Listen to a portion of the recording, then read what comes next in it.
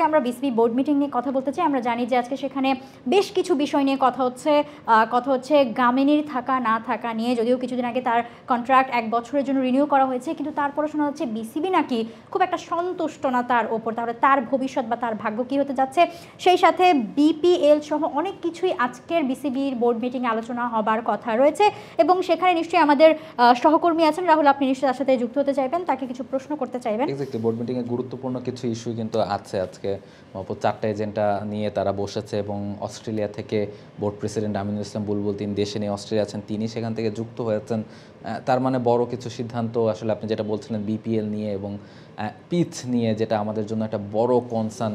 Gamini D Silva তিনি থাকবেন কি থাকবেন না। টনি হেমিং আমরা দেখেছি গতকালকে রাতেই তিনি আবার বাংলাদেশে ফিরেছেন। এছাড়া আম্পায়ারদের ট্রেনিংয়ের জন্য সাইমন টাফেলের বাংলাদেশে আসার কথা। বসুন্ধরা টিস্যু, অশুদ্ধতার বিরুদ্ধে এক বিন্দুও ছাড় নয়। এইসব ব্যাপারেও কিন্তু সিদ্ধান্ত এই মিটিংটা থেকে আসার কথা, এবং সেই সব কিছু জানতেই মিরপুরে আমাদের সহকর্মী রিফাত এমিল আছেন। তার কাছ থেকে একটু শুনতে চাইবো যে বোর্ড মিটিংয়ের সর্বশেষ অবস্থা আসলে কি। এমিল নিশ্চয়ই আমাদেরকে জানাবেন। বিসিবির বোর্ড মিটিং আজকে 4টা গুরুত্বপূর্ণ বিষয় নিয়ে সবচেয়ে বেশি আলোচনা হয়েছে। এর মধ্যে আপনি যদি প্রথমটার কথা চিন্তা করেন, যেখানে আমরা নিজেরাও ক্রিকেট শোতে অনেক বেশি আলোচনা করেছি যে টনি হেমিং কেন ওভাবে বিদায় নিয়েছিলেন, তবে তিনি ইতিমধ্যে ঢাকায় এসেছেন, প্রধান কিউরেটর হিসেবে তার নিয়োগ পাওয়ার কথা চলছে। বোর্ড মিটিংয়ের সবচেয়ে গুরুত্বপূর্ণ বিষয় আজকে এটাই ছিল, গামিনী বিদায় নিয়েছেন, তবে একেবারেই বাংলাদেশ ক্রিকেট থেকে বিদায় নেননি। তবে প্রধান কিউরেটর হিসেবেই আপাতত টনি হেমিং আরেকবার বাংলাদেশ অধ্যায় শুরু করতে যাচ্ছেন, যেটা অবশ্যই যে কোনো মাঠকর্মী বা মাঠের মানুষদের জন্য অবশ্যই স্বস্তিরই হতে পারে। আর সঙ্গে আরেকটা ব্যাপার, যে বিপিএলে বিদেশি ম্যানেজমেন্টের হাতে দেওয়া হবে কিনা সেসব নিয়েও আজকে বোর্ড মিটিং আলোচনা হয়েছে। সঙ্গে আম্পায়ার বিভাগে কাজ করবেন যে সাইমন টপেল, সেটা কনফার্ম হওয়া, এই বিষয়টা নিয়েও আজকে আলোচনা হয়েছে।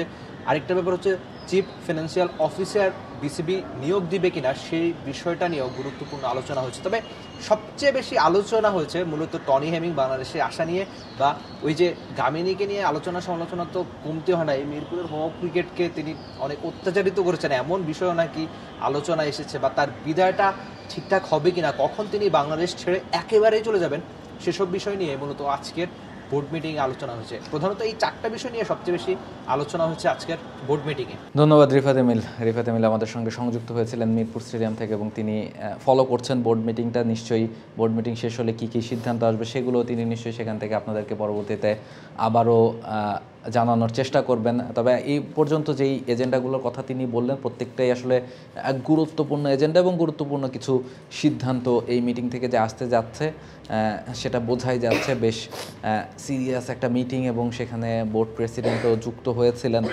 সেই ছবিও আমরা দেখেছি।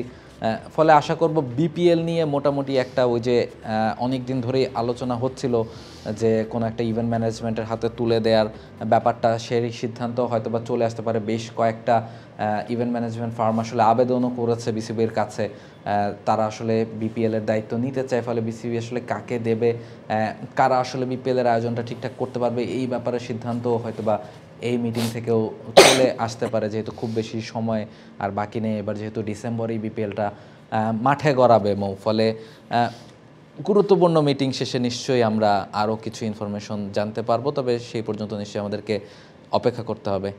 একদমই তাই। এবং আমি যেই বিষয়টা আসলে বলতে চাচ্ছিলাম যে বেশ ভালো একটা ব্যাপার, কিন্তু দেখেন যেই জিনিসগুলো আমরা নর্মালি কথা বলে থাকি, এই যে মিরপুরের পিচ কিংবা বাংলাদেশের পিচ, সেদিনও আসলে দেখছিলাম যে ফ্রি হিটে কমেন্ট এসেছে ক্রিকেট শোতে যে বাংলাদেশে 200 রানের পিচ চাই, এরকম বেশ কিছু কমেন্ট আসে। সো পিচ নিয়ে মানে কনসার্ন বাংলাদেশের বোর্ড, বিসিবি এই মুহূর্তে, সেই সাথে আম্পায়ারদের উন্নতি করার জন্য সেশনস চলছে, এবং সব কিছু মিলিয়ে একটা আমরা যে বলি যে ঘরোয়া ক্রিকেটে উন্নতি, সো এই জায়গাগুলো থেকেই যে ঘরোয়া ক্রিকেটের উন্নতিটা হতে পারে এবং এই জায়গাগুলো নিয়ে যে কাজ করতে হবে, সেটাই কিন্তু মানে এখনকার এই কন্ডিশনে এখন মানে বিসিবি বোর্ড মিটিং বা সব কিছু, এবং গামিনীর কথাও বারবার আসে, তো সব কিছু বিষয় আসলে তুলে উঠে আসছে এই বোর্ড মিটিং থেকে। আশা করি বেশ ভালো কিছু সিদ্ধান্ত উঠে আসবে, যেগুলো ক্রিকেটের জন্য, বাংলাদেশের ক্রিকেটের জন্য খুব ভালোভাবে কার্যকরী হবে। For more updates, subscribe to our YouTube channel and click on the bell icon. Follow us on Facebook and Instagram. Download T-Sports app to enjoy exciting games and highlights. Visit tsports.com.